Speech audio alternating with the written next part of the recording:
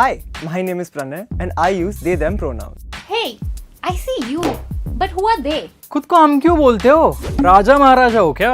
Oh, that's so cool. From today, I'm also they them. Oh wait, but isn't that grammatically incorrect? So you chose it yourself, no? So even I can choose to not call you they.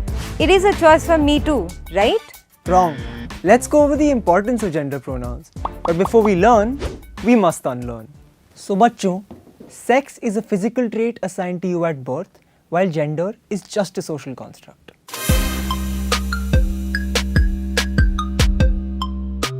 How you identify yourself, the way you behave and act with your gender is called your gender identity.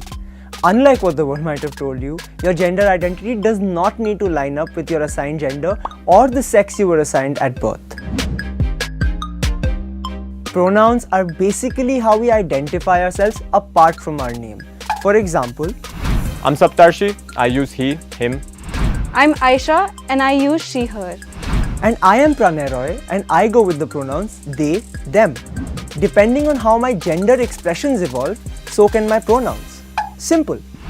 But Pranay, can one person have a plural pronoun? Yes. In fact, grammar police may find it interesting to note that it isn't even new and has been used throughout history, from Chaucer to Jane Austen, Agatha Christie to the Bard himself. All of them referred to the singulars as they. It was back in the 18th century that grammar buffs began warning that the singular they was an error because the singular they just cannot be used for a singular thing. And now, almost 3 centuries later, steps are being taken to normalize this and to refer to people with pronouns they actually want. From pronouns being included in formal introductions and informal chats to being outlined in email signatories and Zoom profiles, the practice of embracing your pronouns is being adopted in big and small workplaces to make every employee feel included. But this symbolic gesture is far from being a workplace norm, and that's why it's important to talk about it. So, are you thinking how to be more gender inclusive? You don't need to do much. First, listen.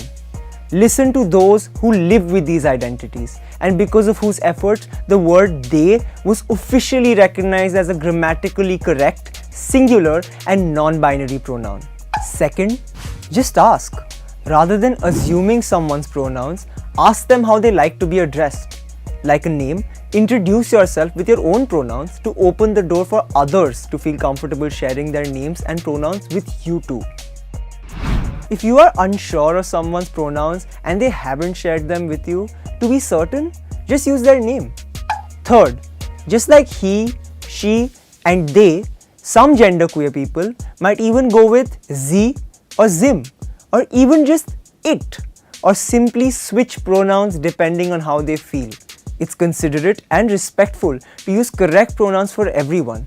If you make a mistake, just apologize as soon as you recognize your error, politely correct it and move forward.